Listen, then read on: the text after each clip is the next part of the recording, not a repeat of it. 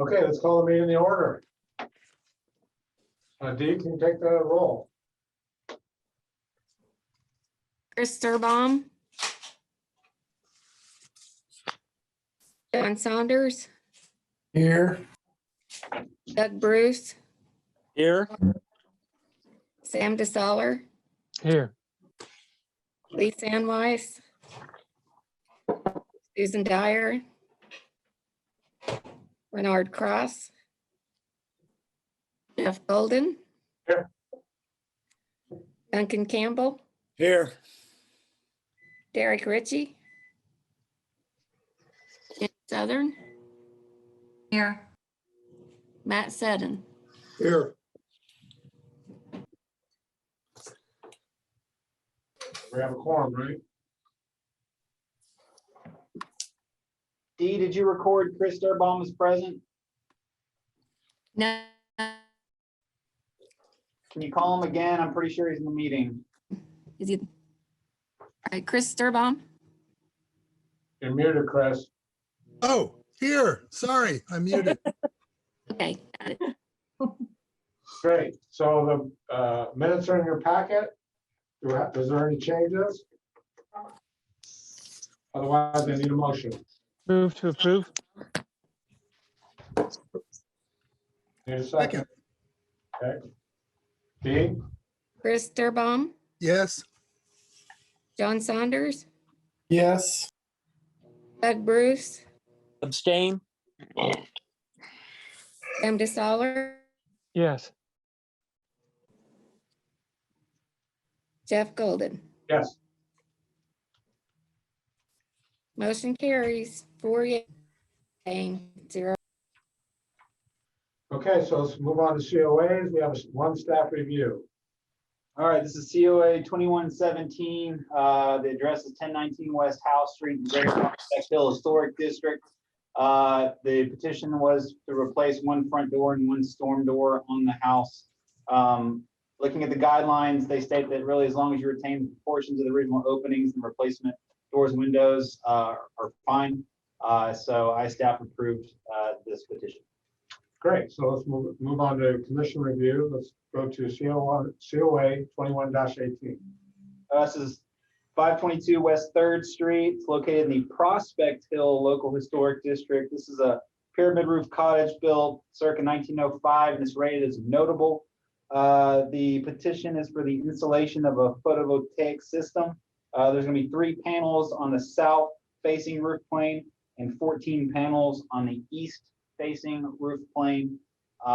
So here's the south. This is along 3rd Street there, and then there's the panels that'll be on the east facing roof plane.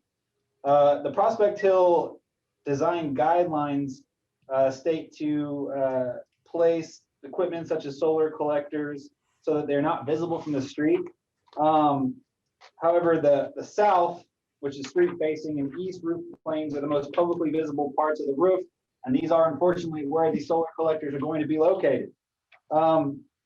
Despite the fact that the guidelines recommend that solar equipment not be visible from the street or in obtrusive positions on the roof, staff finds that the panels are not obtrusive, and really they're located on the south and east because this is the most optimal and efficient placement for solar collection. And so, you know, staff would recommend approval of COA 2118 because the petitioner doesn't have much of a choice as far as gaining kind of optimal solar collection. So that's why they are where they are. We've seen solar collectors before. The panels are flat. They follow the roof plane. They really aren't intrusive. And so staff would recommend approval. And the petitioner is with us? Yes, I'm here. I'm Barbara McKinney. I have nothing to add except Okay, for, great. thank you. Commissioner questions, Chris? No. Doug? No questions. Sam? Is there any neighborhood feedback? So the Prospect Hill Historic District does not have a design review committee, Sam. This is the original Prospect Hill Historic. This isn't the one that was raised from a conservation district. No. That's the greater. This is the original one. This is the original one.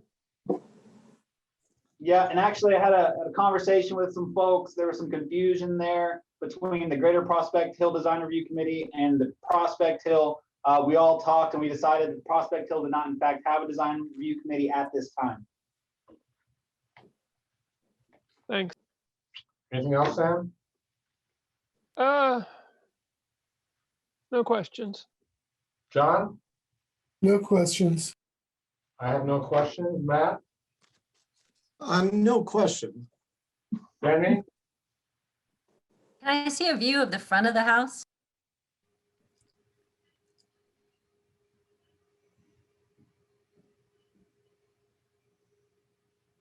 No questions. Duncan?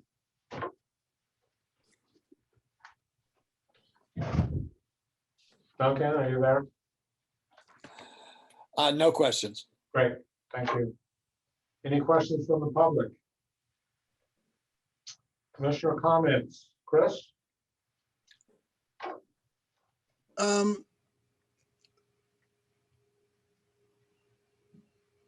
I was considering whether the 3 were that important in the large array, but really I'll leave that up to the owner if that matters that much to have those extra 3. These are removable and everybody understands what they are. And I don't want to make any case about it. So I'm going to support this. Doug? Yeah, I agree with Chris. I know we've seen more and more of these, and so we're a little more used to seeing them. Again, because they're removable and roof shingles are replaced over time, I think we need to think more green, and that's a part to tie historic preservation and its embodied energy in these older homes with solar. So I don't have a problem with it. Sam? I'm a big fan of solar, but I'm looking at the guidelines on the Prospect Hill. There's 2 solar panel applications in the packet today, and the one in Prospect Hill, not the Greater Prospect Hill, the Prospect Hill guidelines, as I read them, they're fairly specific about not wanting solar collectors on the street facing facade, or on the roof planes that are visible from the front street. So I am really torn about this one. Sam, I will add that the Prospect Hill design guidelines are fairly aged. I think they're one of the first historic districts and one of the first groups to have design guidelines. So, just keep that in mind. And I don't think we've had a group of neighbors come together to revise those in the last 15 years. I hear that. But I would also, responding to that, I would like the neighborhood to come forward and modify their guidelines if that is in fact the case, because the reading of these guidelines, they're guidelines, right? But the reading of them is pretty against the solar collectors that are visible from the main street facade direction. John? How much would it change if Ms. McKinney didn't have those 3 panels? And would she lose that much in cost savings? I cannot answer that question. That would be a question for Ho-san. I'm just going with their recommendation. Not my area of expertise. Thank you. Matt? I'm basically with Sam, actually, except that I'm not torn. I think the guidelines are quite clear and explicit that you shouldn't have panels on street-facing roof lines. So I'm only talking about the 3 on the front. I think the ones on the 3 on the south side, I think the ones on the side of the house, I could say are not really super visible from the street. So I would say we're not here to decide whether solar power is good, whether we like solar panels, whether we want to encourage it or not. We are here to apply the guidelines. The guidelines are pretty clear. And if the neighborhood wants to change the guidelines, I think they should. I think that's super old, but they have not changed the guidelines. So if I were voting, I would not approve of the 3 on the front. Jenny? I must admit, I'm with the guys and Matt, especially because it looks like there's 2 street fruit trees out front. So I very much doubt they're going to be getting up very much light there at all anyway for those 3. You can see a shade on it now, and there's a tree to the right that would shade it in the morning. So that the homeowner should really reconsider even thinking about putting it there. I would rather, if they were going to do another 3, to put them on the back and tilt them up weird and not have them flush to the roof, because you don't see them back there. So if they really wanted 3 more, they could install them in the back and tilt them up. The opposite is the plane of the roof. So I think we should follow the guidelines that the neighborhood put into place. Duncan? Yeah, yeah, I'm torn on this too. I have systematically approved of solar additions. I have a huge array on my own Civil War barn. But I see this, I understand if this particular community wants it this way. I'm pretty firm believer in following guidelines. Someone said, maybe Sam, that the guidelines may be archaic, but they're still the guidelines. I think it's really important that we do encourage them to look into this. I know this community, as the original historic district, spent lots of time with several experts working on their design guidelines at a time when nobody was putting solar on yet. So but my personal preference is to allow them because they're really important. In my own case, they've offset enormous amounts of energy cost. I mean, I can't even describe the tens of thousands of dollars that I save. So I get it, and I'm all for them. I don't find them that obtrusive as time goes by because we're so used to seeing them.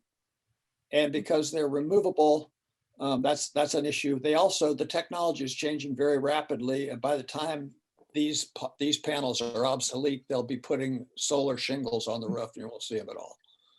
As a matter of fact, they already have them. So I'm torn with the guidelines because, as you know, I'm a pretty firm believer in trying to follow them. If anything, overriding them in the negative as opposed to the positive. So I don't vote, so that's my input. I'm going to support this as is. So I need a motion, please.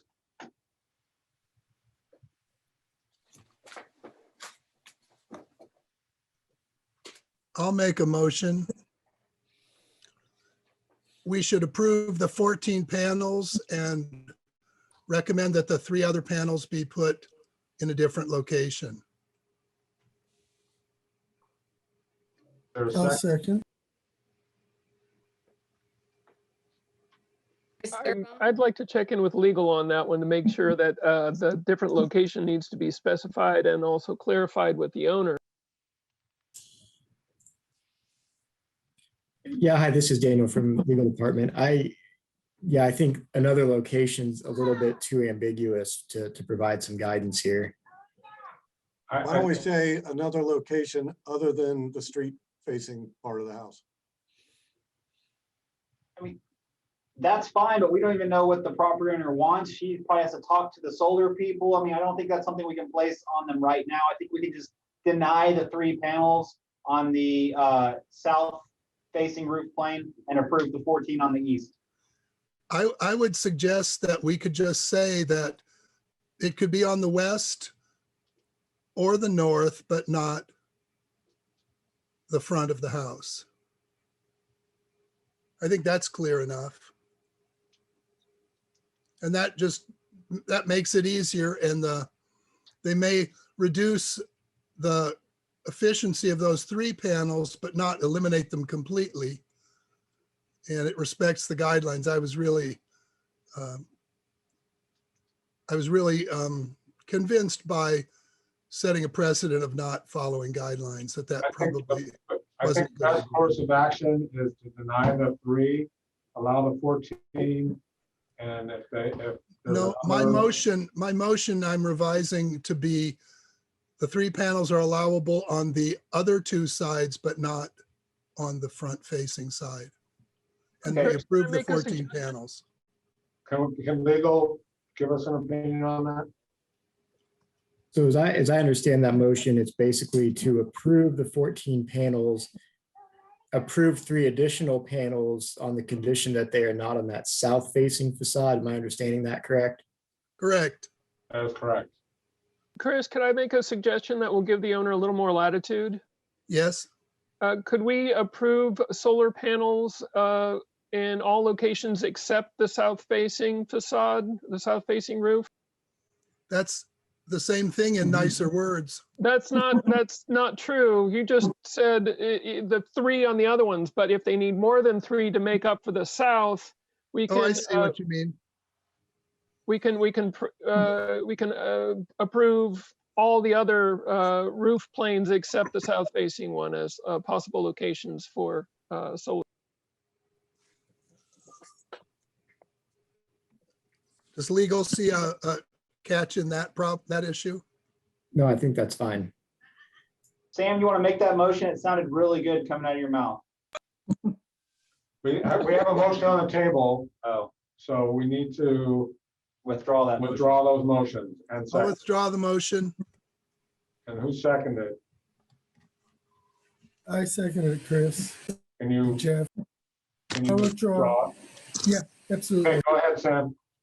I'd like to move to approve COA 21-18 conditional on installing solar panels in any location except for the south facing roof plane. Second, Does that include, sorry to jump in here, but you might not want to put it that way. That would include the front yard and. Oh, any roof plane except the south facing roof plane. Thank you, Jenny. What about the gable over the porch? It's not south. That's not a roof plane. That's a gable. You're talking about the west and the east on that. On the porch, yeah. I actually, It's already going on the east. yeah, I hear what you're saying. It's already going. It's going on the west already, but I think that's much less visible from the street. And Okay, I think I'm not that sure. is within the spirit of the guidelines. do we have a second? second, Dee? Chris Sturbaum, yes, John Saunders,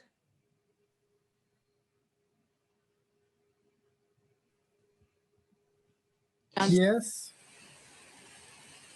Doug Bruce, Yes. Sam DeSaller, Yes. Jeff Golden, Yes. motion carries 5 yes, 0 no. Okay, so let's move on to COA 21-19, 525 West 3rd Street. All right, right across the street from the last COA, we have a notable arts and crafts bungalow built circa 1903, known as the Jesse Fullwider House, located in the Prospect Hill Local Historic District. The request is also for installation of a photovoltaic system. This time we have 16 solar panels installed on the east-facing roof plane, with 8 panels being placed on either side of the dormer, as you can see in this diagram here. I don't need to go over the guidelines again. I think we understand them after the last COA. So staff comments here is that the east roof plane is visible from 3rd Street. You can see it here. The guidelines recommends that solar equipment not be visible from the street or in obtrusive positions on the roof. But really, this is not street facing, although it is visible from the street. And for that reason, that it's not directly facing 3rd Street, staff would recommend approval of 21-19. Glenda and Patrick, anything to add? I think that's fine. Okay, We chose to only suggest using the east roof because the west roof is so visible from Jackson Street. As you can see in this picture here, yeah. North roof. great. Okay, commissioner comments, Chris? Question. Yeah, Questions? I consider it a secondary facade, really, from experience in the neighborhood. And This is questions. not comments. Yeah. No questions. Doug, No questions. Sam, No questions. John, No questions. Matt, No questions. Jenny, Questions? Duncan, Nope. any questions from the public? Commissioner comments, Chris? Yeah, we experienced this as a secondary facade, even that's technically not it, but it's set back from this gable on the side. A tree will screen it much of the year, and I will support this. Doug? Yeah, again, I think this one's a little bit different. My commissioners convinced me on the other about the guidelines and that south facing roof. This one, again, being oriented a little bit differently. I don't think it's facing the street. So I'm more inclined to support this. Sam? Yeah, I am concurring with everything that's been said so far. I mean, the petitioners purposefully didn't try to install any panels on the main street facade. Even on the last one, some of the panels will be visible from the street. So I'm going to support this one, but I also want to put a plug in for the neighborhood to update the guidelines because I'm a big fan of solar panels. And I hate to do what we did on the last presentation. I'd just rather see them put in as efficiently as possible. So I would strongly encourage the committee to get back together or form a new committee to revise the guidelines to reflect more sustainable practices. John? John? Are you there? No comments. Matt? I agree with everything that's been said. I think this one is, not strictly speaking dramatically visible from the street. It's equivalent to the last one. And so if I were voting, I would support this. John? I'm sorry, Jenny? I'm going to support it. And also, this bungalow is like a full story above the street on that side. So you would really have to like crane up to see them in the winter time. And you wouldn't be able to see them in the summer at all. So I think this is probably the best facade to put them on instead of, what is that, Jackson Street? Is much more exposed. So I'm gonna recommend towards it. Okay. Fully support it. I also fully support it. I need a motion. I make a motion that we approve COA. What is it here? 2119. 2119, thank you. Second. Dee?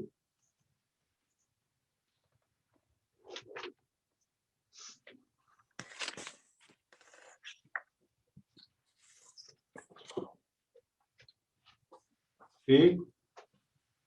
Can you hear me? Yep. Okay.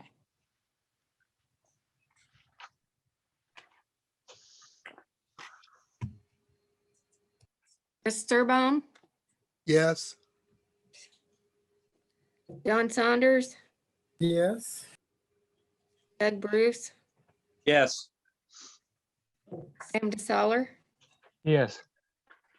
Jeff Golden. Yes. Motion carries 5 yes, 0 no. Thank you. Thank you. All right. Move on to 21-20. All right, 416 West 4th Street. This is located in the Greater Prospect Hill Local Historic District. This is a free classic built circa 1905, given a rating of contributing. The request is for replacement of all windows on the home. Windows are original wood double hung, from what I could see. Replacement will be 1/1s, gelled wood double hung windows. The guidelines say to retain the proportions of all original openings, doors, and windows, and the replacement of windows and doors determined to be original should duplicate the original in size and scale in ways that do not visually impact the public way facade of the house and continue to reflect the period of the house. Retain historical character defining architectural features and detailings, such as brackets, cornices, dormer windows, and gable end shingles. Staff comment, the window size, style, and pane configuration will remain unchanged. The Greater Prospect Hill Historic District was intended to be more lenient and has generally supported petitions of this nature in the past. Really almost all petitions that deal with replacement of original windows on contributing homes in Greater Prospect Hill have been approved, at least in my tenure here. So staff would recommend approval of COA 2120. Matt, you're here, right? Yes, I'm here. Anything to add? I think you guys covered it all. Okay. Commissioner question, Chris? Yes, will the flat trim go back in place on the exterior? Yes, we intend on, reusing all of the trim all the way around.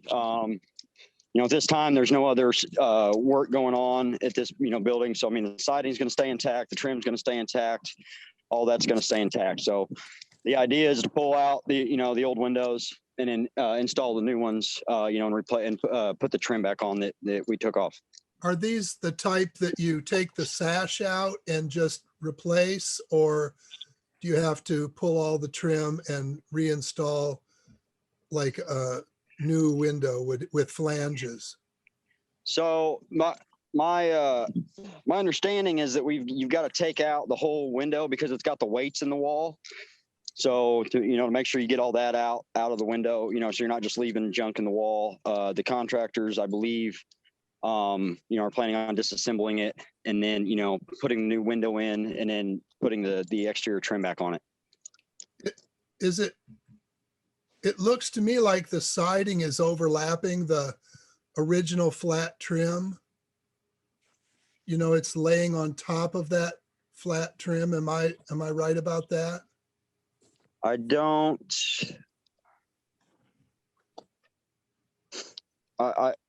So you're asking if the trim is over the siding? No, see how narrow the trim is around the windows? Yes. I think it looks to me like the asbestos siding was flushed across the face of that trim. And I don't know how you're going to take the trim off without harming the asbestos siding. So it may be a can of worms. I believe that there's an edge board on the side of most of the trim pieces. The windows that I was looking at that were on the ground level when I was on that site the other day, it appeared that there was, like a board on edge that the trim board is butted up to on most of the windows that I looked at. Now I'm trying to look through these pictures and see what you're speaking of, because I don't see where you're saying that the siding is over the trim. Well, like this front porch. Yeah. See the red looks to be about 2 inches wide. And then there's a trim of a wood trim sitting on it. And it looks to me like that would be nailed into the middle of a 4-inch flat board, and that the siding may come across that flat board, which would have been the trim. I haven't been on site, but it looks like that's what's going on there. And, when they usually aluminum or vinyl side a house, they do this. This is asbestos siding, and you may be into a can of worms, and they do make replacement sashes that you just take the old sashes out, and they have side guides, and then it saves you a ton of money. You don't have to mess with the inside trim or the outside trim. And you can just leave weights in there if you want to, or you can put spray foam in there. Okay. Yeah, I mean, I'm willing to do whatever. This is just what the the contractor had recommended. These were the windows, and that's the the way that they said they were going to install them. Right.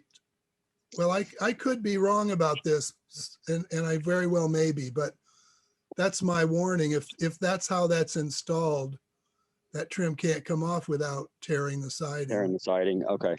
I would expect your contractors figured that out, but it's a lot easier if you get the two side, you get basically the frame and the thin frame and the sashes, and they just go right in and you leave the inside and the outside trim alone.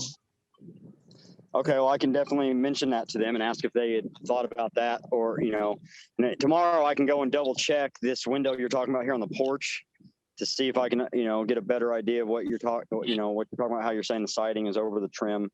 Right. Well, I'd guess that the old siding's under all of that asbestos siding. So the plane of that asbestos siding would be in front of the old trim of the window. So that's why they had to put those nailers, those bars up aside to dye the siding into. That's the way I would guess. We just took all this kind of siding off a house, so I'm really fresh on it, and it really looks like it's laying on top of that trim. So you may be getting into some trouble. I just am curious, and I think it's worth asking another question, and I hope all the windows aren't already ordered. No, they're not ordered yet. Ah, that's good. Thank you. Doug, No questions. Sam, No questions. John, I don't have a questions about the windows per se, but I do have a question about the railing and the new stairs. Yeah, John, I noticed that when I was there as well. The stairs and the porch railings look fairly new. And we have not received a COA for those. Thank you, Connor.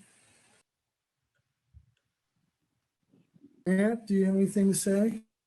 So those, I believe that was replaced, I don't know, 1.5 years, 2 years ago. There were railings like this there already that were falling in. And as a safety concern, we just had them replaced as they were already built. So, I mean, I don't know. Yeah, I mean, that's about all I know. I know about that. My boss told me to get it fixed because it was a safety concern. He didn't want people in the house leaning on the rails that were falling off the posts. So I mean, it was put back how we took it off. It was just put back with new fasteners and new wood. great. All right, thank you, Matt.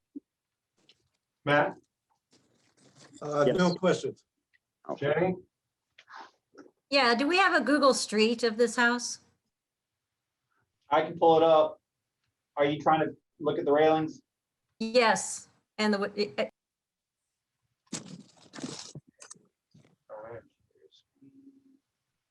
Let's go to the address.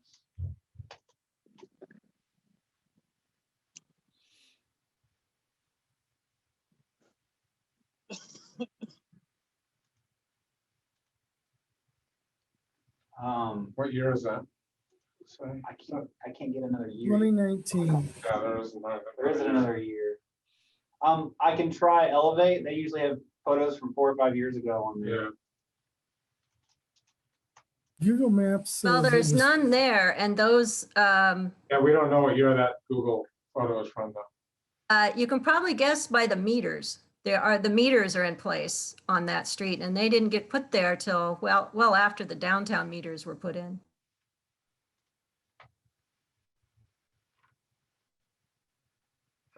The house certainly didn't originally have porch railings. You can tell it just wasn't. When we took over possession, I forget exactly what year it was. We took it over and it was, I think it was an amethyst extension. And they had recently done some work to it right after we took possession of it. So That's 2016. I don't have that date. I mean, it hasn't been more than 2 years, I mean, I don't know. I go back through my emails and get the date when we took possession, and then I could get a date of when we, fix some things on it. Okay, we'll check into that.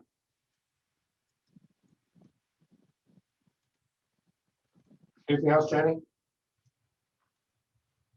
No, but I would like to see that checked into, because those are extremely out of character with the house and the way they're in front of the posts and everything. It really does detract from the original architecture of the house, of the porch. But I don't really have any problems with the windows. I am concerned about the asbestos siding, and it might be a lot less expensive, as was said before, to slide some new windows in from the rear rather than tear into asbestos siding. Duncan? Is there an assessment of the condition of the windows? I didn't get up right on the porch. I didn't work that out with the property owner. I don't usually like to just walk onto people's properties without prior notice. I looked at the windows from the foot of the steps, and they looked in really okay condition. I didn't see any damaged or rotten muntins or rails or anything like that. It looks pretty decent condition, actually. Matt, do you have any feedback around that?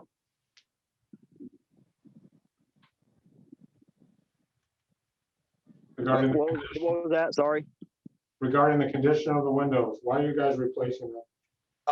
Most of the windows, the weights are disconnected. They don't open. Some of them have been like glued or silicone shut in the upstairs.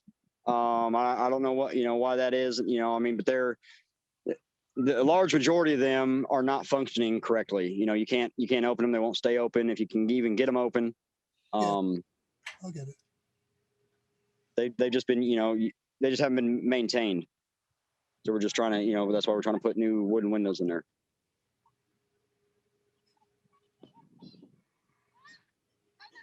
Anything else, Duncan? Well, I don't know what the Prospect Hill general attitude toward this is, but here's a historic house in a pretty important historic district, all of its original windows in it, and the normal protocol is to repair, not replace. And we're just kind of glossing over that as if it's fine. And it's not fine with me. These are workable units. Be a heck of a lot less money to fix them and put new ropes in them than it would be to, especially if there's no rot or anything. It's a way better window than they're going to buy. And I just, this is a landlord situation, it sounds like, and it's always the easiest route. And in the historic districts, we're not looking at the easiest route. We're looking at the route that protects the integrity of the original fabric. And here we got original fabric, and we're just turning our back on it. And I don't agree with that. They should be repaired. I've repaired, and so has Chris, hundreds of these. It's not that big a deal. It's easier than replacing them. So I think Chris's notion, or whoever suggested, of just replacing the sash has a little bit of merit relative to replacing the whole unit. But I don't think we should turn our back on these issues, regardless of what the guideline says. And regarding, going up on somebody's porch or not, that's your job. So we're supposed to inspect this stuff. So I inspected it, Duncan. I didn't, get a magnifying glass out, but it's in fair condition. If the petitioner tried to argue that it was in bad condition, I'd say that it wasn't. Okay, thank you. I agree with Duncan. These windows should be saved if at all possible. And I'm not going to support this COI. So we're on questions still, but I just made a comment. So let's go to comments. Any questions from the public? Did we get any feedback from the neighborhood? No, I don't think I sent it to the neighborhood. Commissioner comments, Chris? I guess two-part comment. The railings are extremely inappropriate and not even necessary. They do need, the front railings could be modified to be acceptable and safe, both. The windows, I'm back on the fence. I'm going to listen to what everybody else has to say about these windows. Finding people to do it is a problem, but Duncan's right. They're repairable. Thank you. Doug? Yeah, I mean, I was kind of curious of what Connor had said early on, because I didn't know that we had just approved complete replacement. I mean, we have visited sites to look at windows before. I will say, while I'm not doing this building and I have had my hand has not been a part of this at all, this is a client of mine. And so I'm going to abstain from any voting on this because I don't feel like I could. So, but I agree with what Duncan is saying too, that again, we have been to sites and looked at windows to verify whether they could be repaired or replaced. And I just didn't recall where we had just taken some and let them go, but I'm not as familiar with the requirements for this district. And so I kind of leave it up to that.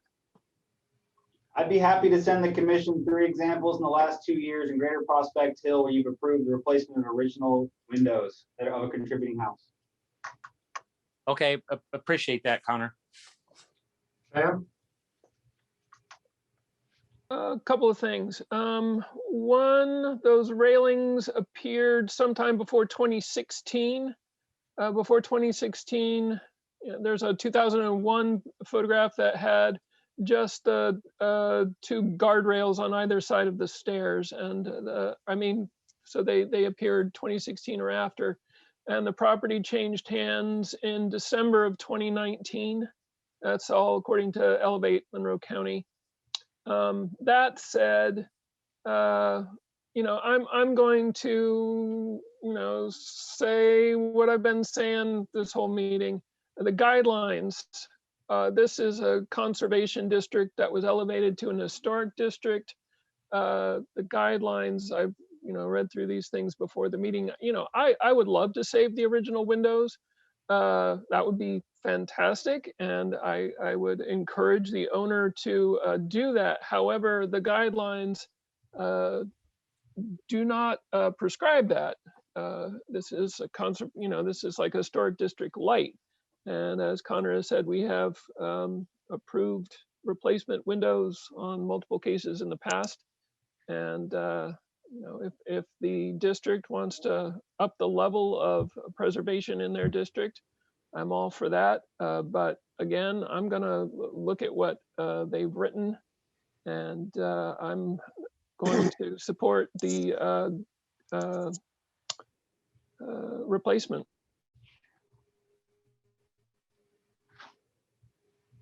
John? I'm in agreement with the guidelines. In this case, we don't have much of a choice. It would be nice if they would change and update them.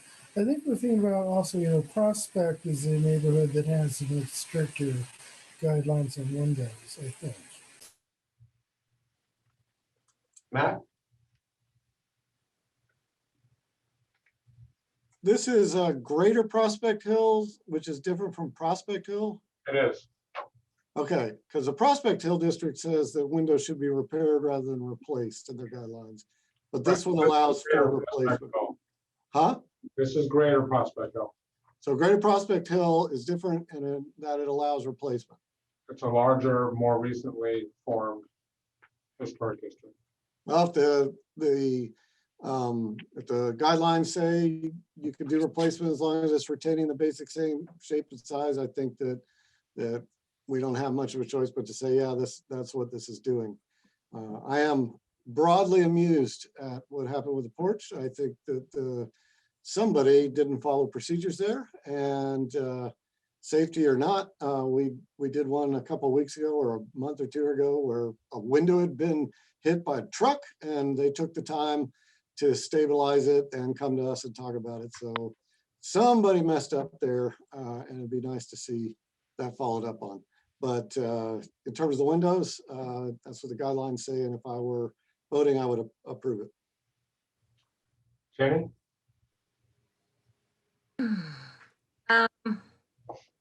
Yeah, I'll agree with that. I think what Connor said, that was they're supposed to preserve the shape and the style of the windows, but it doesn't say at all about preserving original windows, much to my disappointment, because I really love old windows and restored my own. I kind of wish they'd replace the front door to something more appropriate. And I'd really like to check, like I said, into the doors. And also it's got a fairly elaborate limestone steps and limestone wall in the front. And I'm imagining that used to have limestone steps up to the porch that look like they're up on limestone pillars.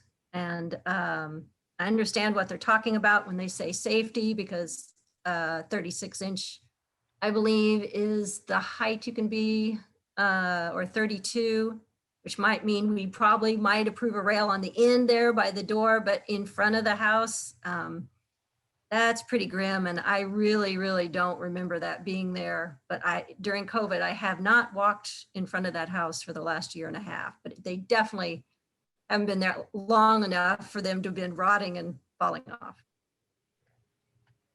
Okay. Yeah, I'm going to say this about guidelines. They're guidelines. The obligation of the Preservation Commission is supposed to be to follow the Secretary's standards. You don't have to always follow the guidelines, as convenient as they are and as much as we like to do it. So my position is, what's the best thing for the historic preservation of the house? I'm not gonna barter or argue with a committee of the neighborhood. I understand that they were leveraged into being a historic district. It's a nice way to say it, I guess. But that, to my mind, that doesn't justify taking perfectly good windows from a historic house and throwing them in the dumpster and putting in a replacement. And we have, some of you haven't been on this as long as I have, but there are lots of examples where we haven't followed guidelines because we didn't think they met the Secretary's standards. So that's my comment. I gave my comment already. So I'm entertaining a motion. Unless there's any comments from the public. One more comment while we're on this, if we could. I think we should commit to investigating the railings and Connor's on it. discussing another move. So that needs to be in the record. Noted. Do I have a motion?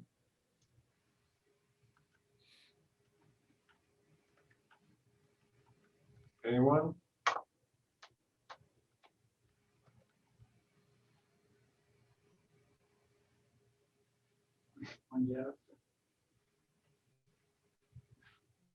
I'll move to allow the replacement of the windows size. Second? Is there a second? I'll second. Dee? Chris Sturbaum, Yes. John Saunders, No. Doug Bruce, Abstain.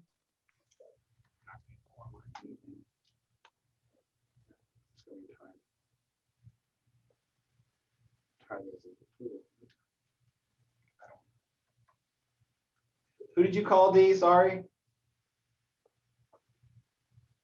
Hello? Who's your D? She's not muted, but she's gone.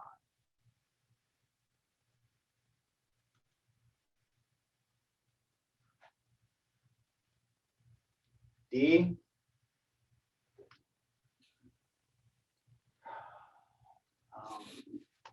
Okay. Can you hear me? Say, Yeah, there she is. Okay. So sorry, Sam DeSaller, Yes. Jeff Golden, no, so I have 2 yes, 2 no, and 1 abstain. Tie. We need 3 for an approval, for a motion to pass. So that motion failed.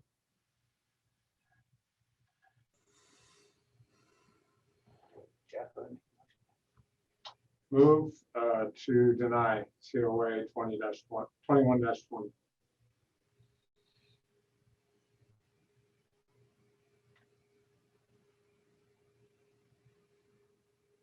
Second, D? D, Who made the motion? I can't hear you guys very good. Jeff Golden. Okay, thanks. Chris Sturbaum, Yes,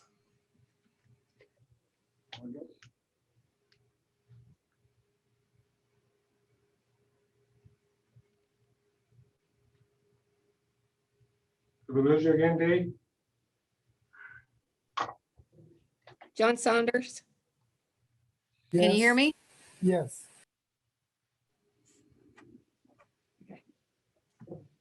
Doug Bruce, Abstain? Sam DeSaller, No.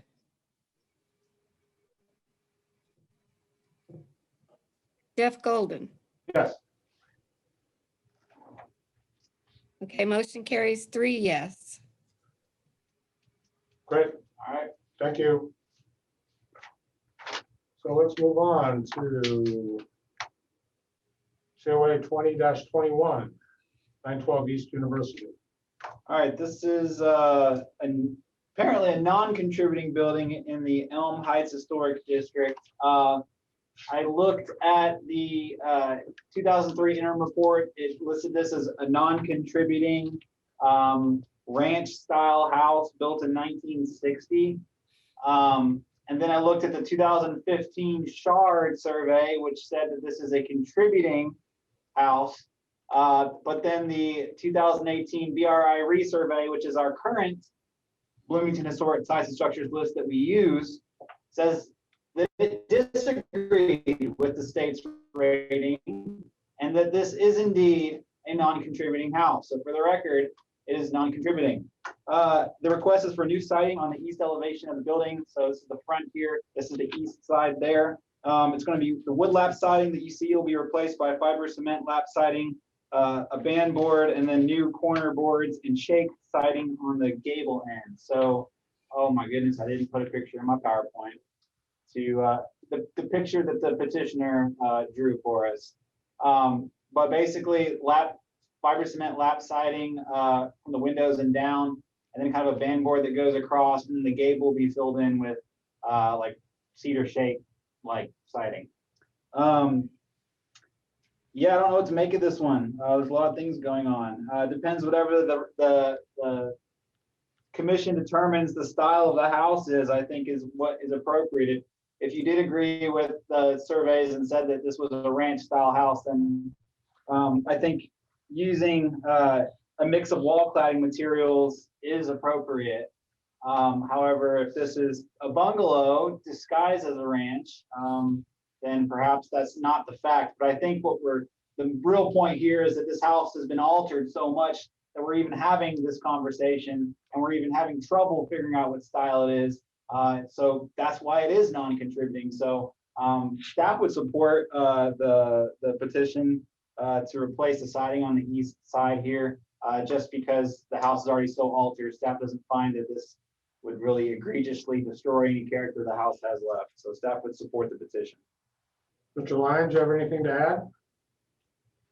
Yes, so I could say it was indeed built in 1935.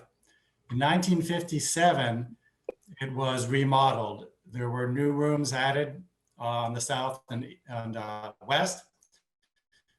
And that's when limestone went around the house, about 2/3 of it. The east side, as you see on the south side, are also the wood lap siding and a little bit of the west side. At the same time, in 1957, the attic was converted to a half floor. So there are 2 rooms and a bathroom up there with a dormer up front that you can see only from the south side. Now the east side. Russ, is this porch original to the house? No, that was put in about 15 years ago. Okay, thank you. Well, I mean, the roof was extended with the columns 15 years ago. Otherwise, it was there. The steps and the iron railings were there when I bought the house in 91. I can't say what had happened before between 1957 and 1991, but I presume it was original to 57. So in 57, the owner was a part owner of the quarry, and that's where he got his limestone, I guess. Anyway, on the east side, when I bought the house in 91, the paint and the wood was in such bad shape, especially on the east side, that the bank made me put several $1,000s in escrow for repainting. And that east side has been the worst for a long time. I've had to repaint it frequently and scrape paint off. And the wood is warping and getting soft and splitting as well. And I presume it is because it is more exposed. You can see there's not much of a roof overhang over the roof. And it's on the east side and doesn't have shade, gets a lot of sun. And it's gonna get rain when it rains as well. And so I assume that I assume that's the reason why it was in bad shape when I got the place. I've tried to keep it up well, but now it's really getting into bad shape. And so I decided that it'd be best to replace it and use fiber cement to make it more long lasting. Okay. Great, thank you. Commissioner questions? Chris? No. No questions. Doug? No questions. Sam? 2 questions. One, anything from the neighborhood? I sent it to the neighborhood, but Jenny just told me that it should be non-contributing. All right. And then the other one is, I'm curious about the height of the band board relative to the height of the band board along the front facade. That's supposed to match. That's the point. That's what I wanted to know. Thank you. John? No questions. Matt? I apologize. I've been desperately trying to read the code. This is in a historic district, but it's non-contributing because the original packet said it was contributing. Right, it's non-contributing. It's non-contributing. And so my question is really about the code. If it's non-contributing, but in a historic district, you still have to do a COA. Is that correct? Yes. Okay, that's all I needed to know. Thank you. Jay? Sorry, did you say my name? I did, sorry. Okay. The ladies on the committee did make some comments. They were mixed. We were kind of split on it, but then we figured out from the homeowner that it was now non-contributing. And then we were less mixed. So it was really kind of a difficult one. It is a secondary facade. I stepped out there, it was 65 outside, but on that driveway, that blacktop driveway on that side of the house, it's enormously hot.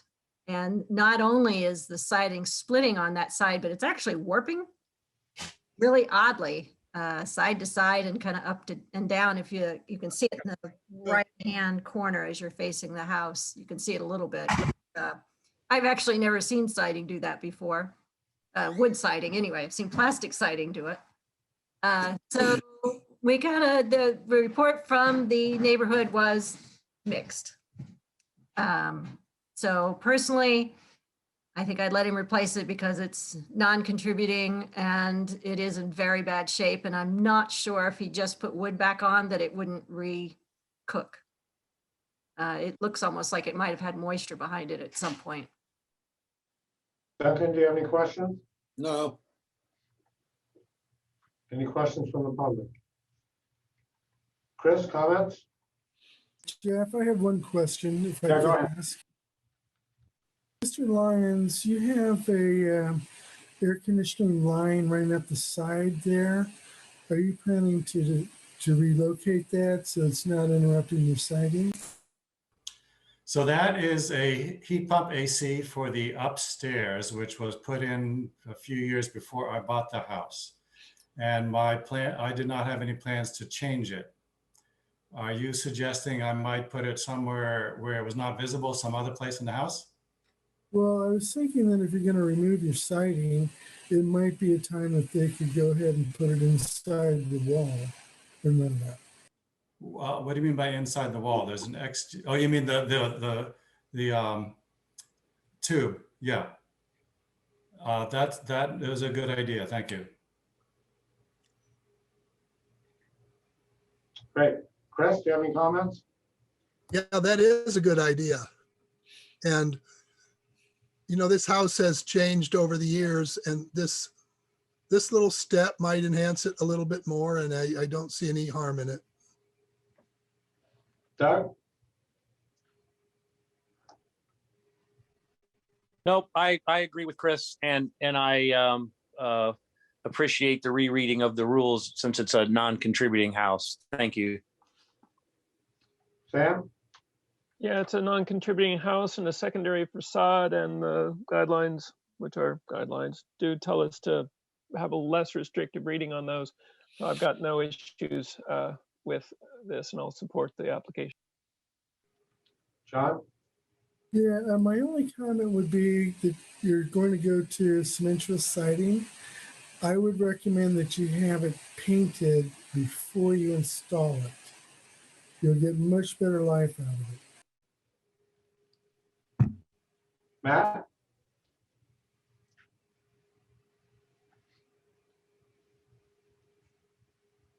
Matt? Yeah, I've got no comment or concern. Okay. Jenny? Well, since I've already made my comments during the question part, sorry about that, I have no comments or questions. Duncan? No comments. I also don't have any comments. We need a motion. I move to approve COA, this is 2022? 2021. 2021, thank you, Connor. I'll second that. Jenny? Sorry. D. Chris Sturbaum, Yes, John Saunders, Yes, Doug Bruce, Yes. Sam DeSoler, Yes. Jeff Golden. Yes. Motion carries 5 yes, 0 no, 0 abstain. Thank you, Mr. Lyons. thank you. Thank you. Okay, we don't have any demolition going tonight. We have some new business though. I just wanted to bring this up. If you could send me your CVs, that's a new requirement that the state is asking for in the CLG report, the annual report. I sent out an email, I think last week, asking for those. So if you could just email those to me, I'd be very grateful. And that's it on that. Oh, Connor, mine is very old. That's fine. Just give it to me. That's for them to yeah, just send it along. No worries about updating it or anything like that. As long as there's some kind of experience with historic preservation, as long as you're the commissioner is on your CV, I think you'll be okay. Okay, old business. I just wanted to give you guys an update. Good job designating that house at the last meeting. It's kind of funny. My baby girl was born, I think, during your meeting, which is very fitting. So I watched it on Cats, and we started to take action on this now.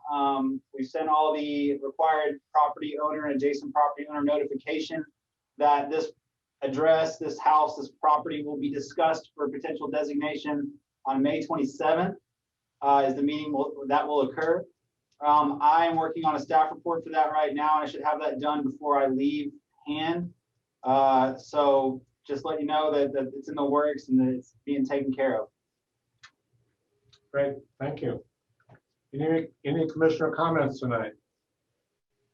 I'd like to congratulate Connor on his new baby. Thank you, Jenny. Absolutely. And I'd like to compliment Connor on the job he's done. Really worked hard and hit the ground running and, got some real baptism by fire in this Bloomington community that I think will be, something that wear in his belt for a long time and wear proudly. And of course, congratulations on the baby and hope you enjoy the quilt from all of us. Yeah, thank you so much, guys, for getting that gift for us. We found a little gift on the doorstep. I think Jeff dropped off, and we had the first quilt that you gave us for Dara hanging on the wall. I think we'll probably hang this one on the wall as well. And it's just a really thoughtful gift, and we'll certainly carry with us moving forward. And yeah, and I also want to say you're right, Chris. It was baptism by fire, but that's how you learn. And I'm extremely thankful for the opportunity and for your patience with me as well as I was learning the job. You've been a great bunch of commissioners to work with, and I wouldn't trade you for anybody, not even the RDC. We're going to miss you, Connor. Second that. Yeah. Absolutely. Any other commissioner comments tonight? I'm maybe this sounds inappropriate. I want to thank Connor first, but second, I want to ask if his job has been announced. It has. Brent Pierce is on our assistant director. This is John Zodi, the director of It was posted on Tuesday, I believe, and it's the return date for applications is May 25th.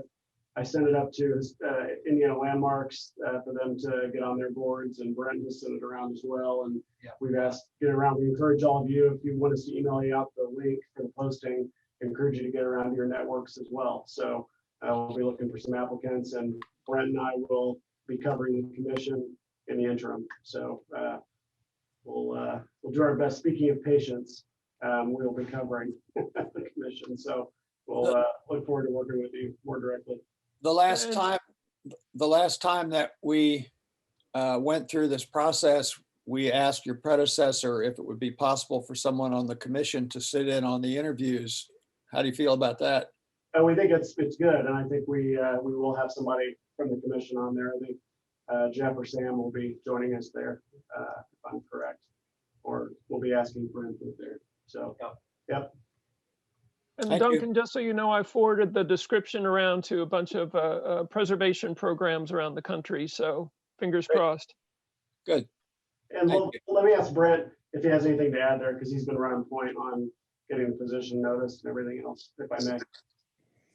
No, John, I think you've covered it. It has been up for a few days now, and I know that I've actually had some folks reach out to me directly who I've passed it on to, and John's done the same. I think there are a couple of folks in our department who have sent the description on to some interested parties. So I do think I'm confident that we're going to get some positive responses back by way of applications. And like John said, we do expect or would welcome some commissioner input and interview help, and as we try to find the right candidates. So I think it's been said, but it's been a real joy, even in my limited time with the department, working with Connor, and wish him the best. I think we're having a snack day at the department on Friday, if any commissioner wants to come by and wish him well at lunchtime, I guess tomorrow. But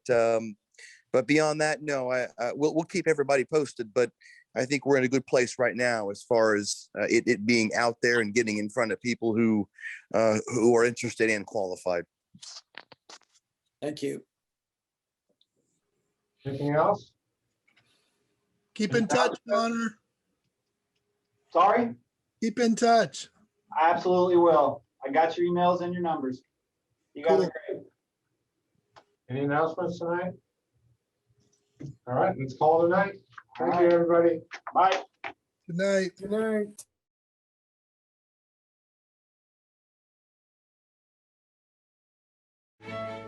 night.